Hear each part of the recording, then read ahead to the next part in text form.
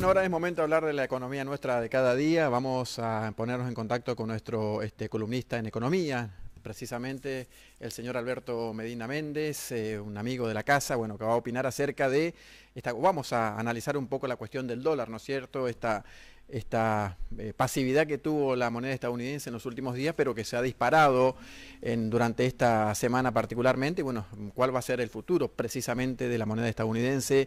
Lo saludamos, Alberto Medina Méndez, buenas noches, ¿cómo le va?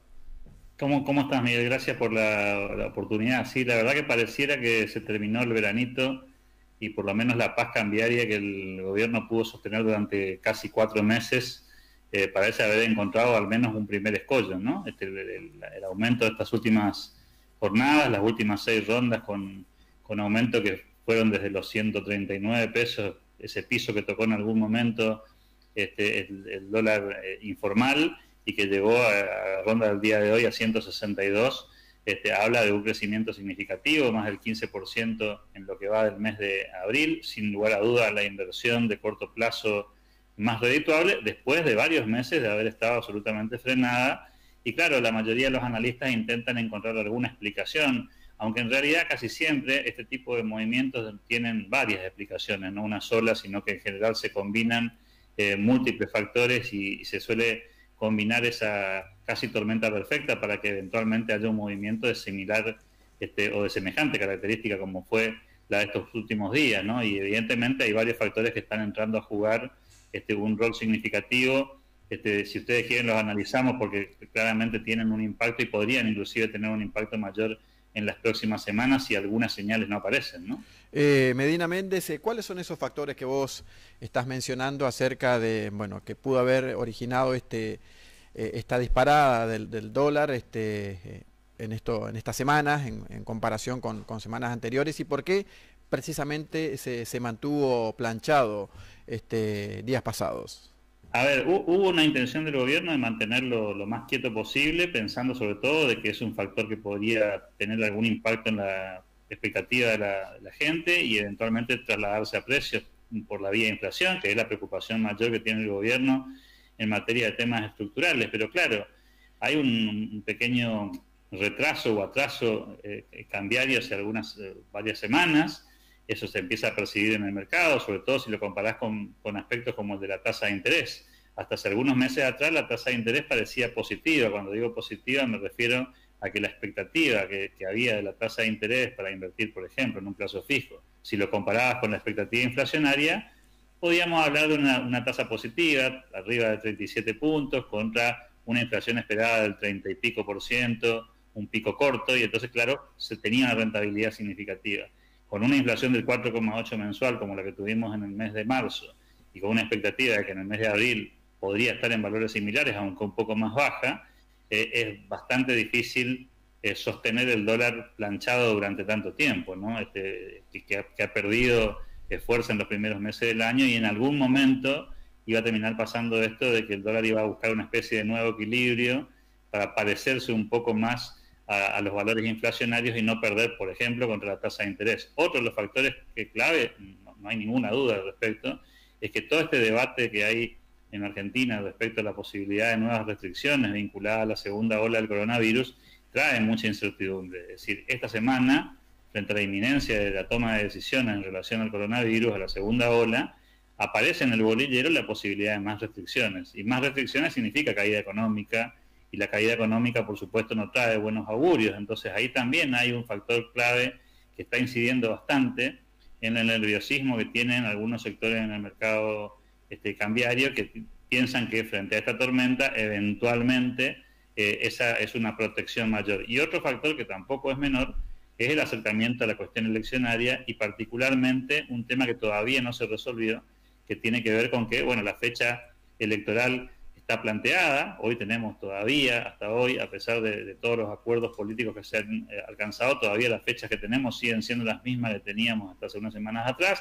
Sigue siendo el 8 de agosto la fecha de la PASO. Claro, hay un acuerdo político que todo hace pensar que en los próximos días se concretaría finalmente el acuerdo para que se corra para el 12 de septiembre, pero eso todavía no está definido, y esa incertidumbre electoral tampoco ayuda mucho en un escenario tan convulsionado. Acá hay un poco de recuperación de semanas perdidas en términos del valor del dólar y por supuesto también una especie de preocupación respecto al futuro, sobre todo, Miguel, ante la ausencia de un plan antiinflacionario por lo menos transparentado por parte del gobierno. Nadie sabe muy bien cuál va a ser la estrategia del gobierno nacional para detener este proceso inflacionario que Argentina arrancó en estos últimos meses y que por supuesto preocupa porque ya no estamos en la pauta que habíamos originalmente creído cuando el presupuesto hablaba de un 29%, ya no hay ninguna expectativa que hable de menos del 40%, ¿no? Anual.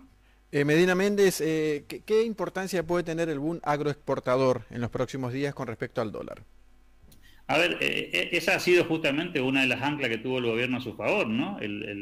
La entrada de divisas por las exportaciones del campo no fueron un inconveniente significativo. De hecho, la mayoría de los observadores dice han entrado la cantidad de dólares que teníamos previstos que ingresen, es decir, que los exportadores liquidaron con cierta normalidad, pero ante la posibilidad o la expectativa de una mini corrida cambiaria, es decir, un crecimiento, digamos, significativo del precio del dólar, lo que va a pasar es que probablemente los exportadores frenen un poco la liquidación y eso de alguna manera retrase el ingreso de dólares y eso también asusta a los que están mirando el mercado todos los días, ¿no? Hay otras señales dando vuelta, recordemos que este ha sido en un contexto general para el campo un buen año, un año de buenos precios internacionales y a pesar del cepo cambiario, que es claramente un escollo para los exportadores, de todas maneras han tenido un panorama bastante positivo, con un acompañamiento, diría yo, bastante en general, bastante bueno, tanto del clima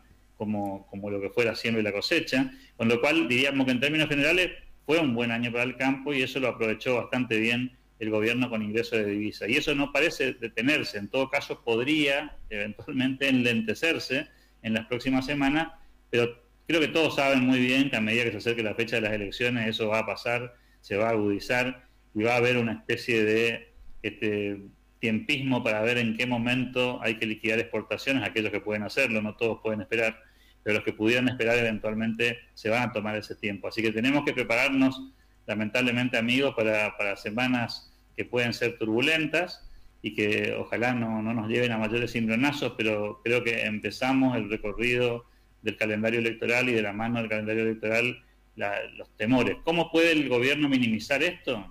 Y seguramente dando señales más claras. Lamentablemente, en ese sentido, en materia de política económica, hemos tenido algunos vaivenes, no se ha sido suficientemente claro todavía respecto al plan, sobre todo no el presente, sino hacia dónde vamos, y creo que esas señales podrían ayudar eventualmente para que se volviera un nuevo veranito, aunque sea antes de que llegue el periodo electoral, ¿no? Medina Méndez, el dólar y la inflación, como planteás, van de la mano. ¿Qué se puede esperar en cuanto al precio del dólar en los próximos días, acompañado de la inflación? A ver, yo creo que vamos a transitar semanas complicadas. Recuerden que la semana que viene probablemente tengamos el dato de inflación del mes de abril. En los primeros días del mes de mayo vamos a tener esa información y cuando la tengamos probablemente eso dispare nuevamente otro movimiento en el dólar. Así que vos bien decías, yo no soy de los convencidos de que el dólar y la inflación van de la mano, pero sí estoy convencido que uno mueve al otro en materia de expectativas, ¿no? Y cuando la inflación se dispara, el dólar claramente hace su parte y a veces al revés. Cuando el dólar se mueve, algunos precios se terminan acomodando. La Argentina, si vos mirás el punta a punta, el año pasado estábamos con un dólar a 80 y pico de pesos, hoy estamos con un dólar a 162 en el día de hoy, ha subido prácticamente el 100% y no fue el crecimiento de la inflación, la inflación creció bastante por debajo de este valor.